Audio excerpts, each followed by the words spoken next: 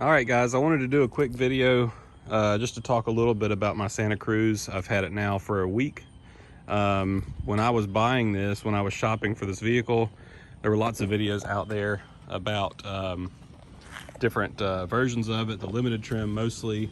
I was not interested in the limited trim. I didn't need all the bells and whistles that came with that, but I wanted to find a video that talked a little bit more about the SEL trim, some of the base model trims, and there just weren't that many out there that talked about some of the things that I was interested in. So as a consumer, I wanted to give back a little bit. So a couple of takeaways after having this vehicle for a week: some things I love, some things I don't love so much, some things that might help you guys out if you're shopping for one of these vehicles. So first thing, immediately, I think it looks really, really cool. There's not many things on the road. There's nothing on the road that really looks like this. It does turn heads right now. I think that this is going to be a popular vehicle. I think it's going to be something that's going to sell well for Hyundai. I live sort of rural in North Carolina, outside of city limits, but I do some city driving. It's perfect for both of those things. It's very, very practical having a bed. I went from having a full-size pickup truck that I used fairly regularly. I don't work in construction. I'm not a farmer. I used my truck for regular, normal, everyday things. We do move some furniture in our family. We have a furniture store and an antique store, and we do a little bit of that. But I don't do a whole lot of hauling. So, stepping down to a smaller vehicle was certainly something that I was looking to do, and I'm happy with it so far. I think the wheels look great on this trim level. Personally, I like these wheels better. I think that they look sharper. I like the black with the silver outline. I think it looks great. I like the size of the tires. I like the way the fenders look. The lines on the vehicle are very, very sharp. I love that triangular shape there under the mirror. So overall, I'm really happy with the looks of it.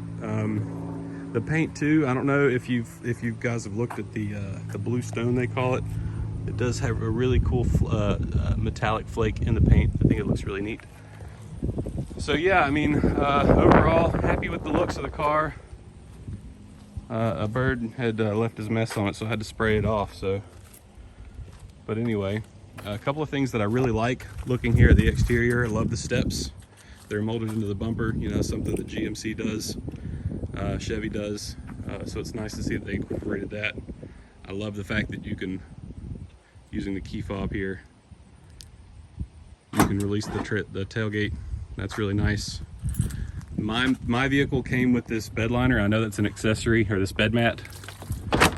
That's an accessory that was added. I do like that.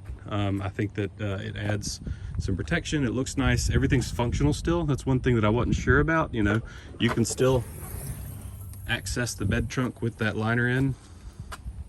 So that's nice. Love the bed trunk. That's certainly a really nice thing to have. There's your drain plug if you wanted to put ice or anything in there.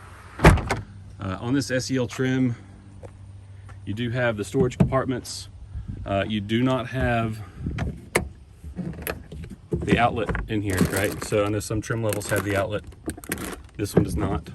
That's okay with me. I wasn't planning on using something like that. Again, that's something that I wasn't really looking for in a truck. So another thing about the SEL trim that's worth noting, unless you get, I guess, the activity package or whatever, the adventure package or whatever they call it, you will not get the included tonneau cover.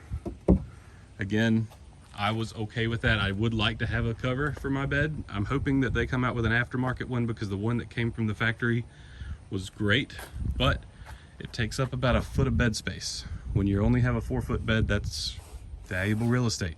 So for me, it's one of those things that I was okay without for a little while.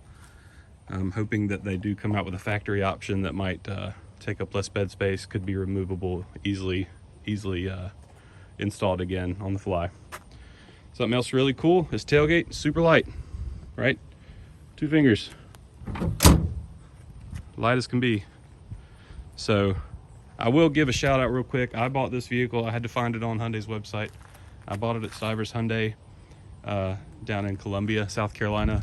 Did have to drive a couple hours to get it. I wanted this particular trim level. I wanted this color, and they had one on the way. So yeah, talked to Brandon over at Stivers Hyundai in Columbia. He did a great job. So moving on, what else do I I like the way the taillights look. I think they look really cool. This is not a turn signal. This arrow is not a turn signal. That's your running lights. So your turn signal is going to be these here. This is actually when you turn on your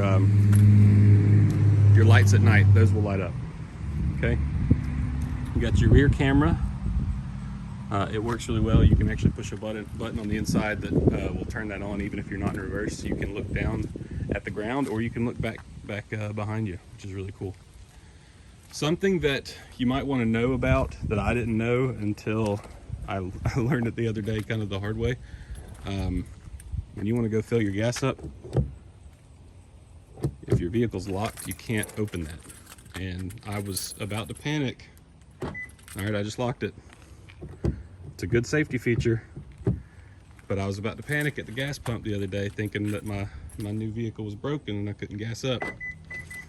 So being a non-Hyundai owner prior to this, I didn't know that, so that's just worth noting. Let's see, let's go to the inside. Things on the inside are good, y'all. I mean, it looks great. Everything functions, everything is in a good spot. I will talk about a couple of things I don't like. There's a couple of things in here that I don't like so much. Well, let's just go ahead. So, sitting in the vehicle, let's go over the things that I don't like first. I'm 6 foot 1 inch maybe on a hot and humid day. You have to find the right seating position only because of the way that this center console is designed and laid out. That corner right there, you either need to sit where I'm sitting, where your knee is not hitting that corner, or you need to scoot up to where your knee can rest just here. If you don't, your knee's going to be banging into that corner when you hit the brakes. So I found that for me, I'm comfortable scooted back just a little bit more than I normally otherwise would. I've been comfortable this way for the first week that I've had it, but that corner is just something to note if you're long-legged. Something else I don't love all the gloss black. It looks cool, but it's going to show dust, it's going to show fingerprints, and it may scratch over time. Mine hadn't yet, but it may scratch over time. I recommend getting one of these really, really soft microfiber rags, cloths, just to keep in here. Hit it every now and then. The third thing that I don't like so much, I don't like how deep this center console is. It's really deep. I wish they would have put a tray in the top here. You can buy them. I've seen them on Amazon. I haven't bought one, so I'm not going to review that. I don't know how well they work. But I do like, obviously, that you can store stuff in there, but I wish that they would have included a tray or some other ways to organize things. So that's worth noting. Other than that, y'all, I really like everything else that I've experienced in here. The steering wheel, I love the steering wheel. I love the design of the steering wheel. My truck had one of those V-shaped steering wheels, so I had to constantly awkwardly, I like to hold it down here a lot when I'm on highway, and you know, you couldn't do that. I like this has plenty of room down here to hold. I like that you can hold it here, you can hold it here. 10 and 2 position's nice. Everything's laid out really well. What else about this vehicle? This particular trim level does not have the adaptive cruise control. It does have the lane keep assist.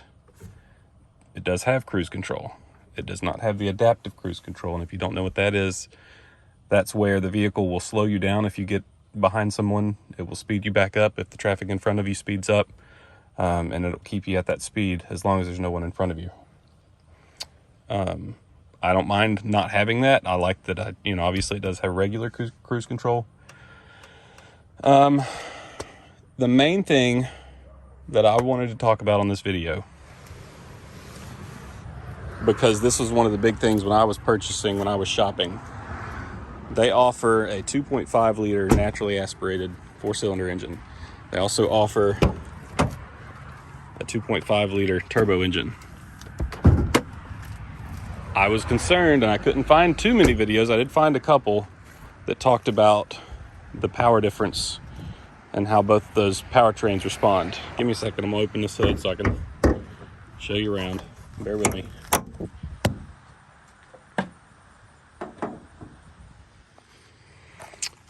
as you can see, I do not have the turbo model. And there's a couple of reasons for that. I could have waited, I could have ordered one, but I was a little concerned, but after test driving it, I was pleasantly surprised that this one had plenty of power for me. A lot of the videos I read online said, we recommend stepping up to the turbo model. We think that that's the better buy. We think that that's going to make you, happier and all that. And I guess my main takeaway for you guys is know what you want in your vehicle. Know what you want it for. Know your driving style. Know what you're going to do with it, and know what you need. For me, this is plenty of power. For everyday driving, it's plenty of power. It still has 3,500 towing capacity. I don't do a lot of towing. If I do, it's going to be hauling a lawnmower around. That's plenty. It gets me up to speed. It gets me up to highway speed just fine. Has no problem. Actually, the transmission is an 8-speed, and it's very, very smooth. You don't feel, jerking around. So I just wanted to put that out there.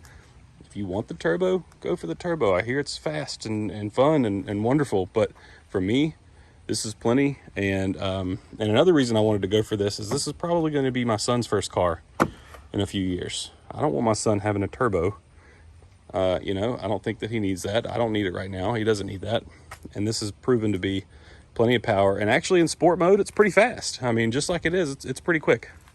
So just wanted to throw that out there. I didn't see a lot of people commenting on this. If you're hesitant about getting a turbo model, if you have questions about it, I would say go test drive one. But this has proven to be just fine for me.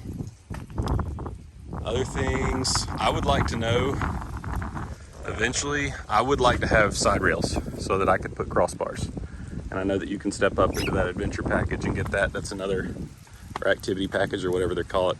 It's another cost. It's an added cost. So sometime down the road, I'd love to know if I can add rails from the factory, if that's something, an accessory that we could add. So I'm going to look to maybe do that.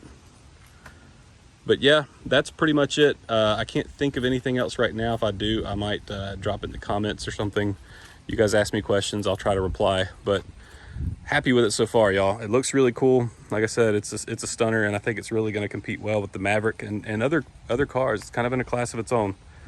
So yeah, I don't know. This is kind of my first time doing this.